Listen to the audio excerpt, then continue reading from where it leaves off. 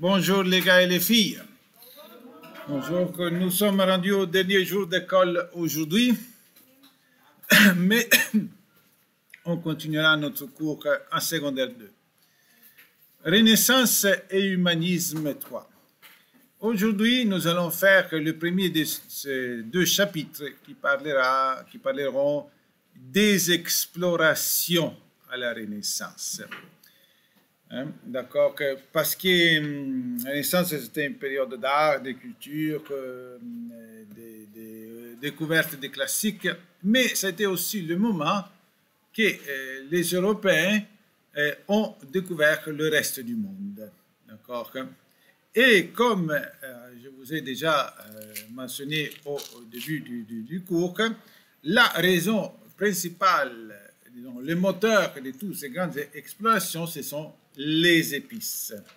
Donc, vous voyez ici, j'ai deux épices, les deux principales, qui viennent encore aujourd'hui en grande partie de quel pays?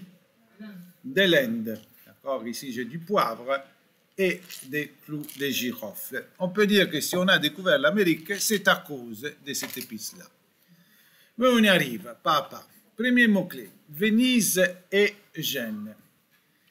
On va parler sans gêne des Gênes. Alors, Venise et Gênes, ce sont deux villes italiennes. À la Renaissance, elles étaient deux républiques autonomes. Deux républiques florissantes, riches, centres de commerce. C'était ces deux villes-là qui pratiquement dominaient la Méditerranée. Et la Méditerranée était toujours, au XVe siècle, le centre des trafics, le centre des commerces. En particulier, les Vénitiens, ils faisaient du commerce surtout avec les Byzantins, avec Constantinople. D'accord? Et c'était à Constantinople le point d'arrivée de toutes ces épices qui étaient produites en Inde et que par toute une série, toute une chaîne de marchands, toute une chaîne d'intermédiaires arrivait jusqu'à Constantinople, de Constantinople grâce aux navigateurs commerçants italiens au reste de l'Europe. Donc, puisque ces épices-là passaient dans les mains de 20, 30 intermédiaires et chacun devait faire son profit et son transport, évidemment, quand elles arrivaient en Europe, étaient extrêmement chères. D'accord? Mais les épices étaient très en demande, malgré leur prix cher. Pourquoi? C'était surtout pour la cuisson des viandes. Par exemple, un bœuf. Non, un bœuf, c'est 100 kilos de viande. On ne peut pas la manger toute dans une journée, même si on est une grande famille. Alors, il reste là quelques jours, une semaine, même plus. Alors, qu'est-ce qu'il arrive? Il n'est pas dans le frigo, surtout l'été. Après quelques jours, la viande commence à dégager une mauvaise odeur et aussi avoir une mauvaise saveur. Cependant, on peut encore la manger. Il faut bien la cuire, il faut faire un ragoût, d'accord, faire une soupe, mais on peut encore la manger. Et alors que les épices étaient essentielles pour couvrir, pour enlever ces mauvaises saveurs de la viande que les gens mangeaient. Donc, les épices étaient très en demande, d'accord, étaient vraiment essentielles pour la cuisine de l'époque. Voici la carte des connaissances géographiques en 1914. Voilà la carte de Pyrrhus de Noah. Comme vous voyez, certaines parties du monde sont bien dessinées. Ça correspond à ce qui est dans les cartes aujourd'hui faites par les satellites avec une extrême précision. D'autres parties du monde sont du plus ou moins, sont très approximatives, et d'autres parties du monde n'existent pas du tout. D'accord? On ne les reconnaît pas. Alors, qu'est-ce qu'on connaît bien à cette époque, au XVe siècle? Oui. L'Europe, pas seulement. Oui, l'Europe, oui, disons, à part la Scandinave, qui est un peu plus petite, ce qui est dans la réalité, puis quoi d'autre? Il y a l'autre partie du monde que déjà on connaissait très bien depuis l'Antiquité. Oui. Le nord de l'Afrique et de l'Asie, qu'est-ce qu'on connaît bien? Oui. L'Empire byzantin, donc on va dire l'Asie mineure, non? Oui, à cette époque on appelle l'Empire byzantin. Donc on connaît bien l'Europe et tout ce qui est autour de la Méditerranée. Mais regardez le sud de l'Afrique. Est-ce que c'est vraiment comme ça? Non. Et pourquoi cette portion de mer là est dessinée en rouge? Oui. Parce que, oui. Parce que c'est la mer Rouge, donc en fait à rouge, d'accord, l'Arabie ici. Puis plus on s'éloigne vers l'est, oui, on reconnaît l'Inde, Sri Lanka, d'accord. Il y a certaines régions de l'Asie, la Chine plus ou moins est ici. Mais là, les connaissances sont approximatives. Qu'est-ce que les Européens savaient de ces pays-là? Ils connaissaient les produits, les épices, mais aussi la soie et la porcelaine de l'Inde arrivaient. Mais qu'est-ce qu'ils savaient? Quelle était leur source de documentation? Marco Polo. Déjà au XVe siècle, beaucoup de gens avaient lu le livre des merveilles de Marco Polo, qui sera un des premiers livres aussi à être imprimé, devenir très populaire. Et c'était une description fantastique, magnifique de ces pays-là. D'accord? On parlait des pays extrêmement riches, pleins de marchandises, avec des magnifiques femmes, avec des tours couvertes d'or, non, d'accord. Donc, on avait une idée fantasmagorique de ce monde-là, d'accord. Mais ils étaient vraiment rarissimes, ceux qui se rendaient jusqu'en Inde, jusqu'à l'Extrême-Orient. Et le seul qui a vraiment laissé des documents, c'était Marco Polo. Mais lui, il était très... Donc Marco Polo, dans toutes ses investigations, toutes ses explorations, il a beaucoup contribué, grâce à ses descriptions, à susciter un intérêt à ce monde-là. Prochain mot-clé. 1453, c'est l'année de la chute de Constantinople. D'accord? Constantinople, cette magnifique ville où on continuait encore à pratiquer la course des chevaux depuis l'époque de l'Antiquité. Une ville entourée par une muraille qui la rendait pratiquement, la muraille et sa position géographique pratiquement imprenable. Mais surtout grâce aux canons, aux armes à feu qui commençaient à se répandre, les Turcs, guidés par Mehmed II, leur empereur, le roi, arrivent à prendre Constantinople. Donc, retenez cette date, 1453, chute de Constantinople. Donc, chute définitive de quoi? Oui, Édouard? De l'Empire romain. L'Empire byzantin, l'Empire d'Orient. Donc, chute définitive, on peut dire, de l'Empire de Rome, romaine. Mais quel est l'impact sur les explorations? L'impact, c'est que les Vénitiens, les Génois, les autres marchands italiens perdent leurs meilleurs commerçants. Avec les Turcs, il n'y a plus le même commerce. D'accord? Les épices arrivent encore en Europe par d'autres chemins, Alexandrie d'Égypte par exemple, mais moins qu'avant, et donc elles deviennent de plus en plus chères. Si l'offre diminue, c'est la loi du marché, vous savez, si l'offre diminue, le prix augmente. Hein? Et donc, dans la deuxième moitié du XVe siècle, les épices sont extrêmement chères. Chères comme de l'or, presque, certaines épices. Un autre facteur qui va favoriser, c'est l'autre mot-clé, qui va favoriser les grandes découvertes, les grandes explorations de la Renaissance, c'est le perfectionnement des voiliers et de la navigation en général. D'accord? Ok. Vous savez, dans l'Antiquité, comment les bateaux se déplaçaient?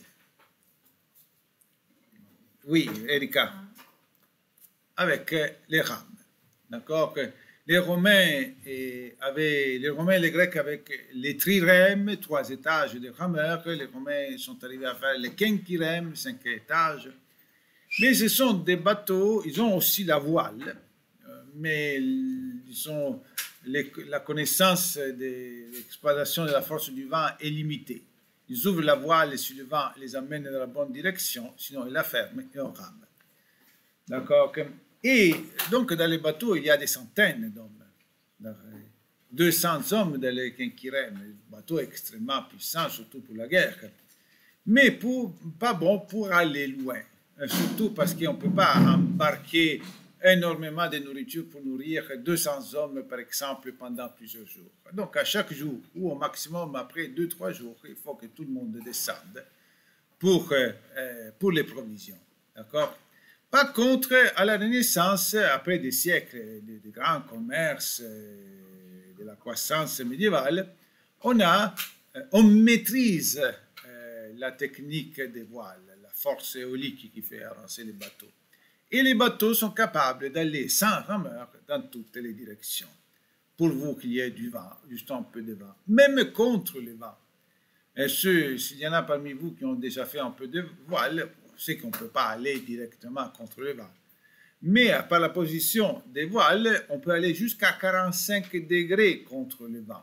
Donc, si le vent est devant moi, je vais à 45 degrés, et puis je vais à 45 degrés dans l'autre direction, et à zigzag, j'arrive à avancer. D'accord? En effet, le drame des voiliers, ce n'était pas d'avoir le vent contre, c'était quand il n'y avait pas de vent. Les bateaux s'arrêtent complètement. Ils devaient attendre qu'ils reviennent pour bouger. Donc, et en particulier à cette époque, on développe un type de bateau qu'on appelle la caravelle. Un bateau léger, pas un bateau pour les marchandises, mais exceptionnel pour aller loin et assez rapide. D'accord? Et la caravelle était un peu comme ce qui est la Ferrari aujourd'hui pour les voitures. Une voiture rapide, d'accord? Et vous savez, ça sera la caravelle les caravelles seront utilisées par quel explorateur? Oui, Guillaume, Christophe Colomb.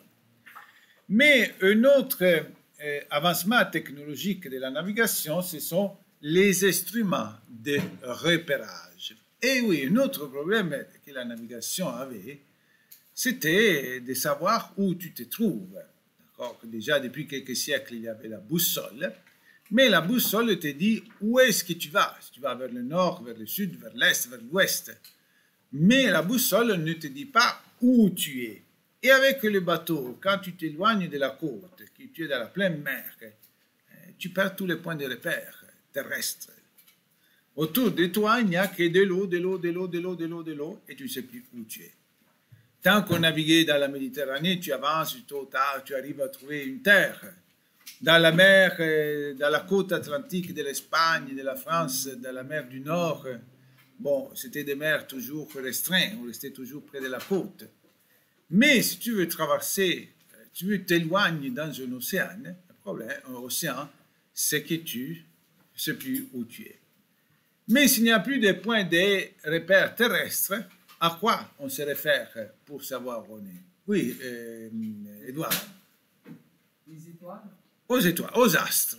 Ça peut être le soleil pendant le jour, non? Et vous savez, si vous savez quelle heure il est et la position du soleil, vous êtes capable de calculer où vous êtes, non? Ce sont des calculs complexes, mais on est capable de les faire. Et la nuit, les étoiles, en particulier l'étoile polaire, d'accord? Et donc, un outil de repérage important, c'était l'astrolabe, qui a fait avancer la navigation. Des questions jusqu'ici?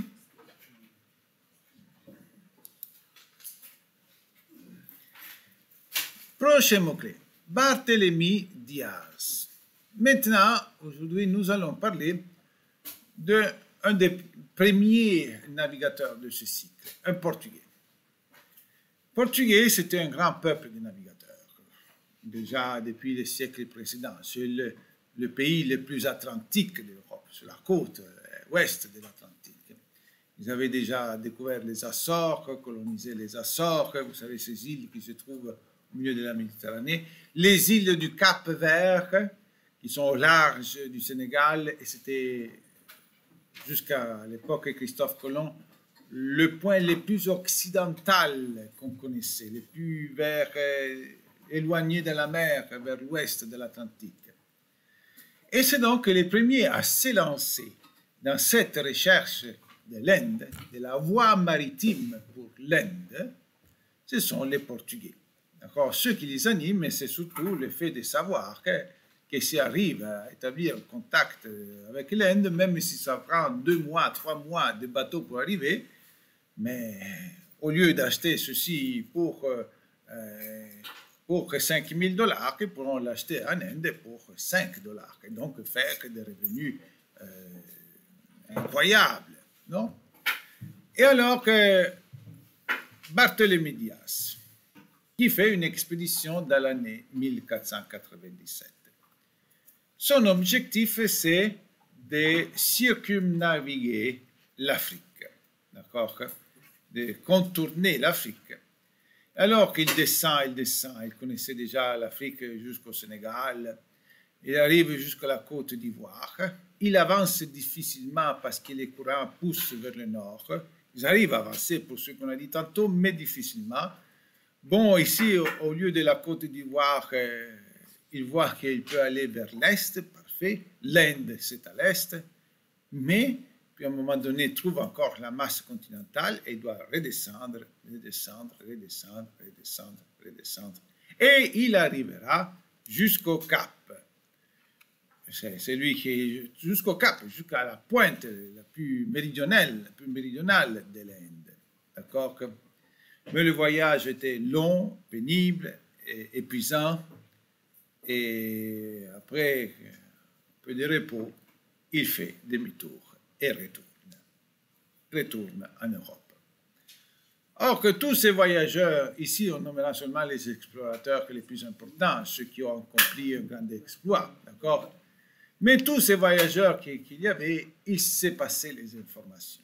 Ils avaient tous des journaux de bord, ils avaient tous pris les coordonnées grâce à leurs outils de repérage, ils passaient leurs journaux de bord à des cartographes, ils dessinaient des cartes, mais la nouvelle qui se répand parmi les navigateurs européens, c'est que l'Inde n'est pas facile à atteindre, que l'Afrique est plus grande de ce qu'on avait imaginé, de ce qu'on pensait. Et on ne sait pas donc où c'est l'Inde. D'accord? Or que dans cette situation, buscar el levante por el poniente. Dans cette situation, on n'arrive pas à trouver l'Inde en allant vers l'Est. On doit aller vers le Sud, mais on va tellement au Sud qu'on n'arrive pas à trouver l'Est. Il y a quelqu'un qui a une idée originale. D'accord? Quelqu'un qui va dire que tenemos que buscar el levante por el poniente. Un petit erreur là, c'est pas ponente, c'est poniente. Qu'est-ce que ça veut dire en espagnol? Buscar el levante por el poniente.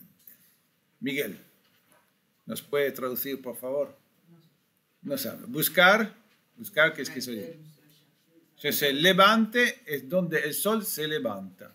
Entonces, alors, c'est lequel? Quel point cardinal où le soleil se lève? L'Est. Alors, ça veut dire chercher l'Est, l'Inde, d'accord? A travers el poniente, donde el sol se pone, donde hay la puesta del sol, el poniente. Alors, qu'est-ce que c'est le poniente? L'ouest. Alors, voilà cette idée. Vu qu'on n'y arrive pas à arriver à l'est, d'accord, on arrivera à l'est, on arrivera à l'Inde, à la Chine, le Japon, ce monde à moitié connu, d'accord, en allant vers l'ouest. D'accord?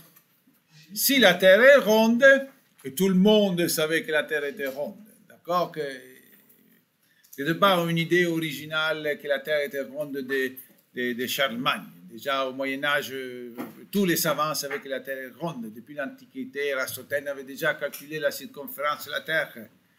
Donc, les gens savaient que la Terre était ronde. C'était pas ça. Mais l'idée, c'est, vu que c'est tellement difficile, vu que c'est les Portugais qui cherchent, nous, les Espagnols, on peut aller par l'ouest. Qui a eu cette idée? Qui a eu cette idée et a voulu la réaliser? Oui? C'est Christophe Colomb. Christophe Colomb. D'accord? Christophe Colomb. C'est l'idée de Christophe Colomb. C'était une folie, cette idée-là.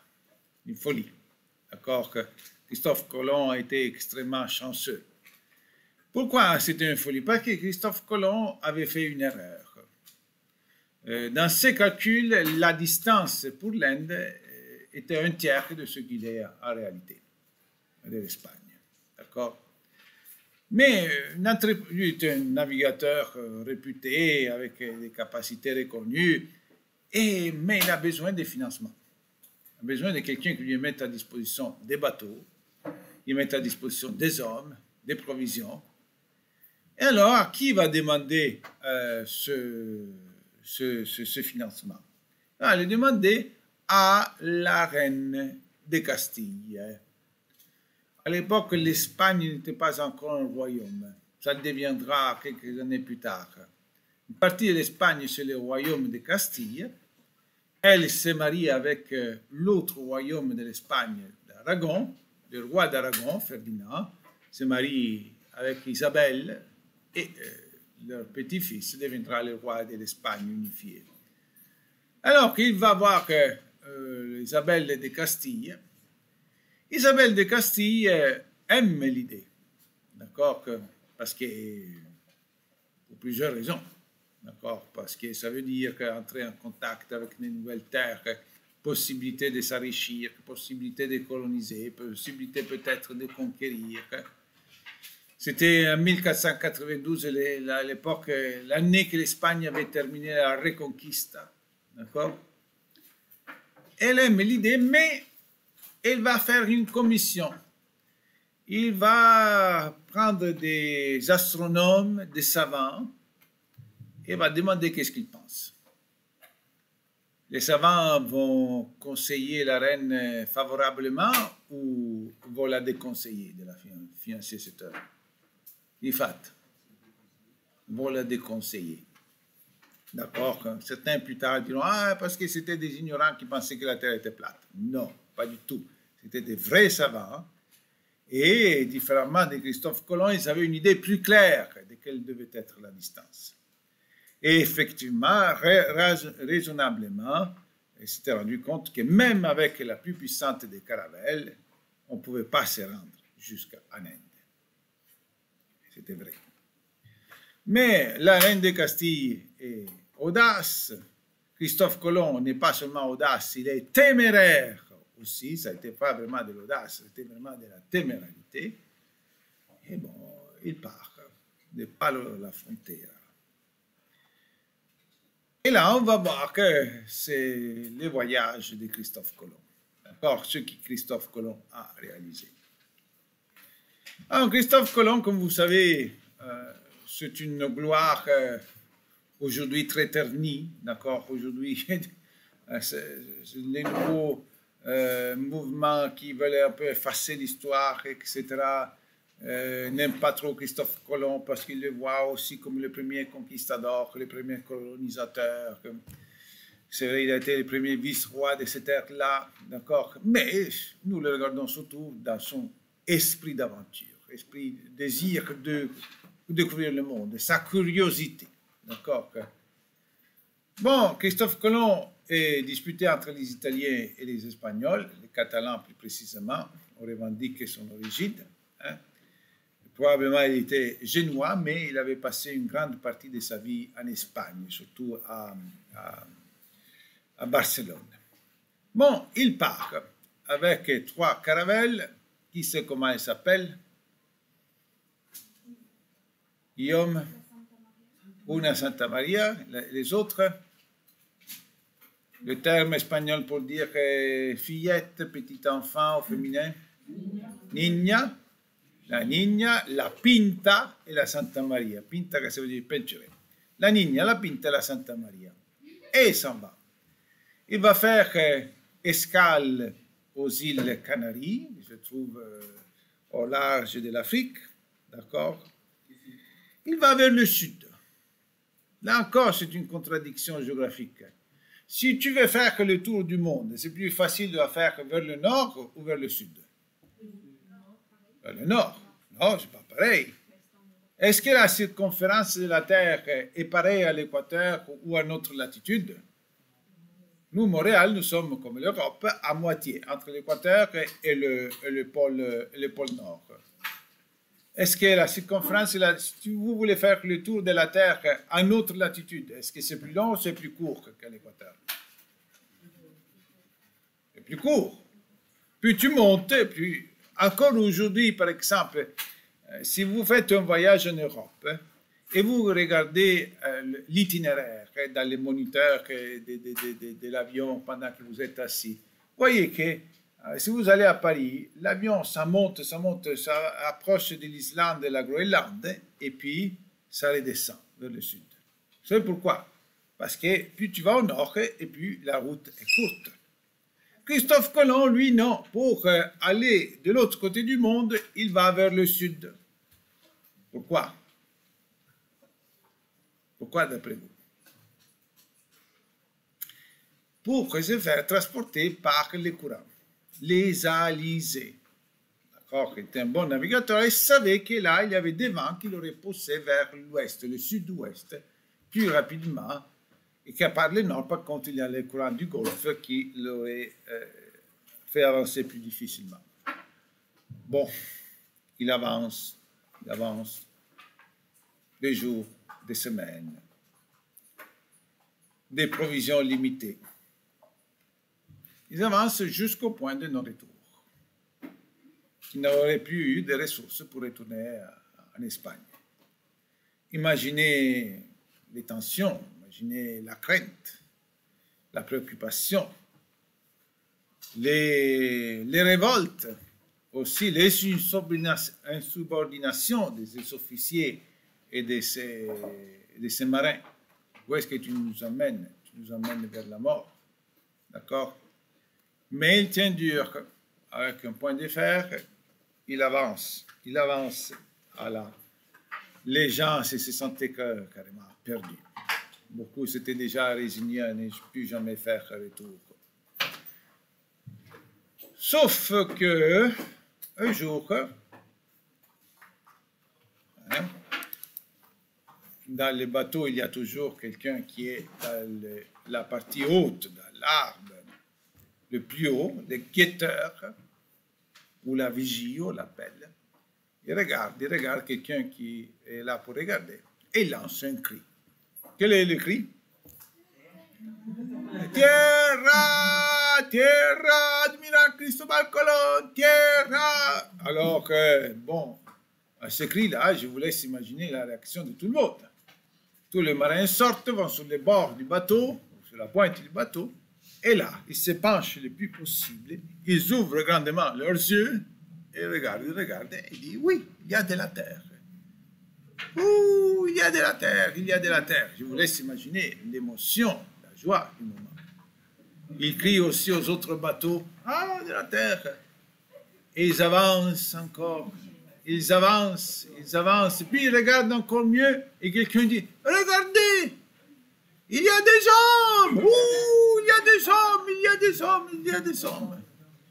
Puis, ils avancent encore, ils voient, ils sont proches de la rive, d'accord, et tous là qui regardent, imaginez 3 bateaux, tous des marins, tous des hommes, des mois dans la mer, ils regardent encore, ils voient, ils disent, mais il y a des femmes aussi. Ouh, il y a des femmes, il y a des femmes, il y a des femmes. D'accord?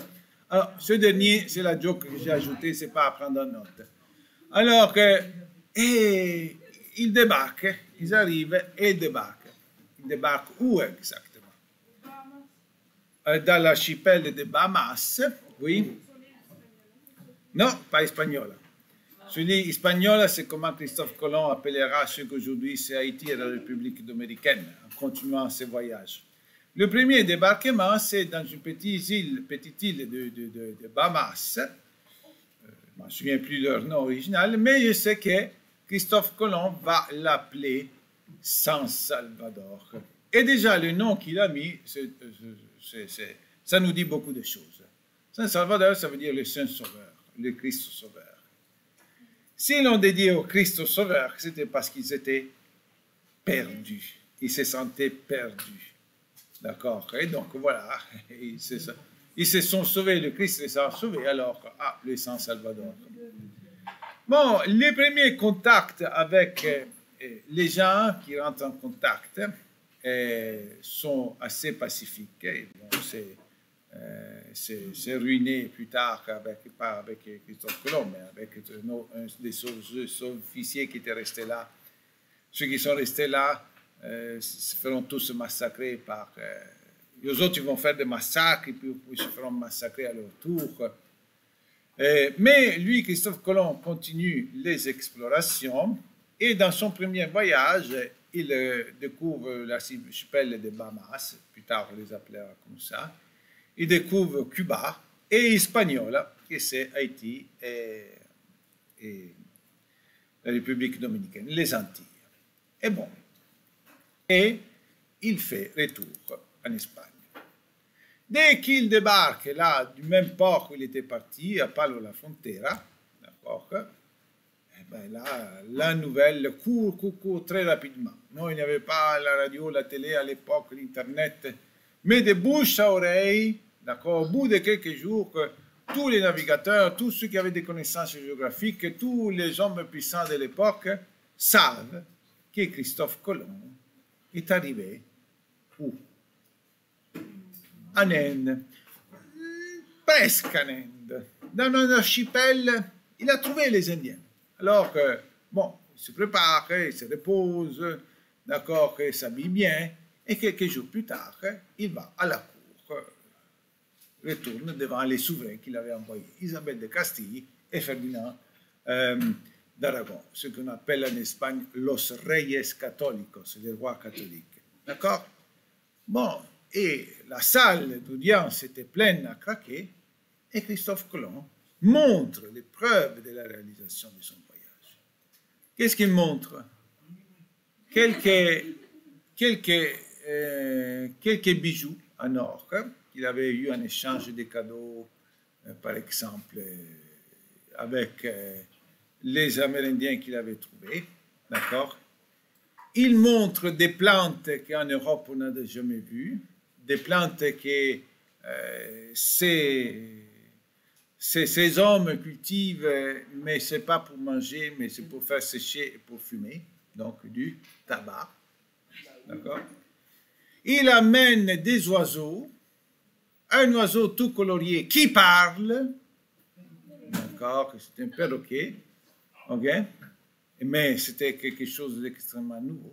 Et finalement, voici les Indiens, d'accord, qui n'étaient pas Indiens du tout, mais que à cause de l'erreur de Christophe Colomb, de cette perception fausse, on peut dire, de Christophe Colomb, le nom indien est resté à ce qu'aujourd'hui on appelle amérindien, qu'on a un peu modifié, ou les autochtones de l'Amérique, d'accord?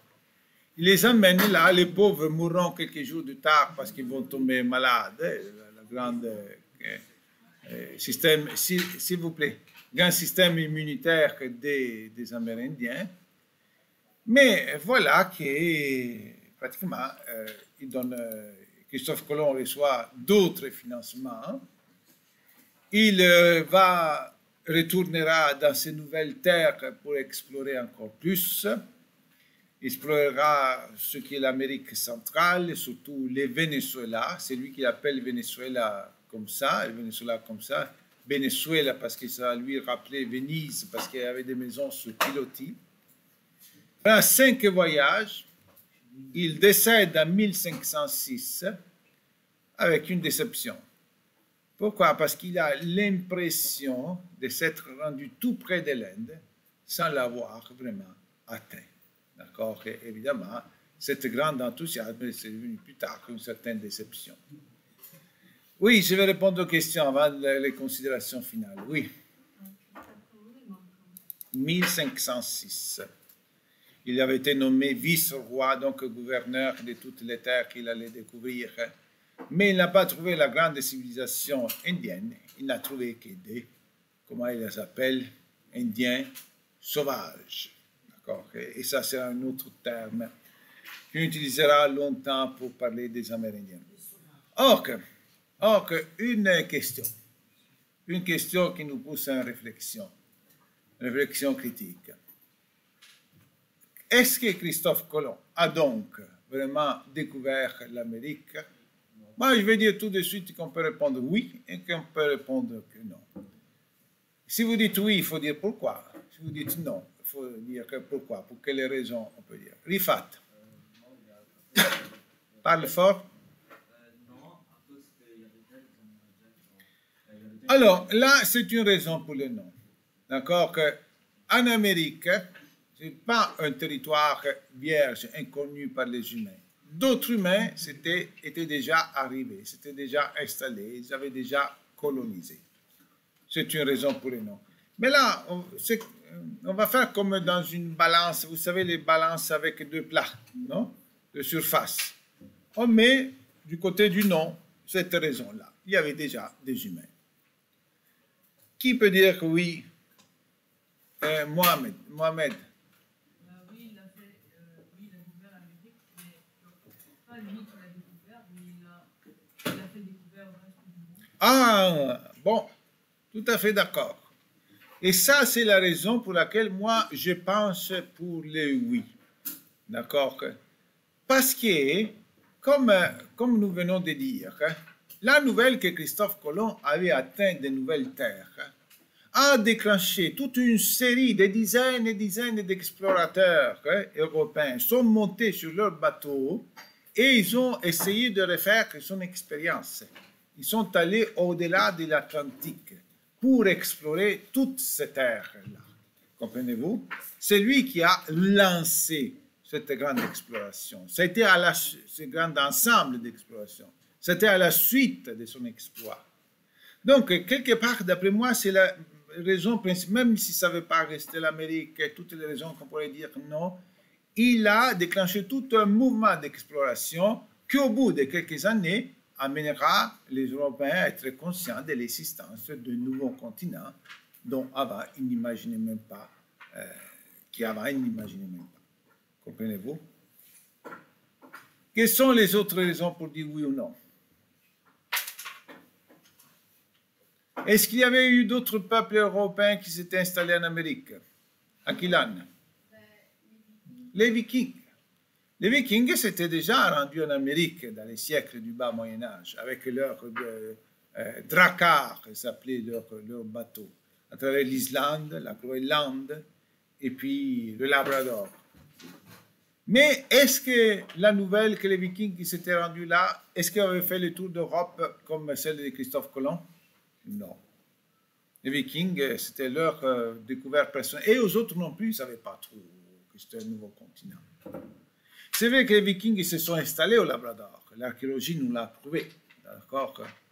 Mais leur colonisation s'est dispersée au fil du temps. Ou ils sont morts tous de froid, perdu les ressources, ou ils se sont mélangés avec les Amérindiens. Quand les autres Européens sont arrivés au Labrador, au Canada, les Vikings n'existaient plus. En Islande, oui, en Groenlande, oui, mais pas en Amérique. Donc, par contre, Christophe Colomb, quand il arrive, oui, sans une information courte. Une autre raison pour le Nord, la plus évidente. Une autre raison pour les non, la plus évidente. Est-ce que Christophe Colomb savait que c'était un nouveau continent? Non. Il s'est trompé à calculer la distance. Ils appellent Indiens, les gens qui sont là, ils ne sont pas des Indiens. Ils continuent à chercher l'Inde en pensant que c'est tout proche. Ce qu'il a découvert, c'est un archipel. Ils ne le savaient pas. Une autre raison pour les oui. C'est le premier des Européens qui est arrivé là, à dès son époque. D'accord? Alors, si on met les raisons du non et du oui, on peut dire non, on peut dire oui. Mais moi, je dis que toujours qu'on peut dire que Christophe Colomb a découvert l'Amérique. ou plus précisément, il a fait découvrir l'Amérique.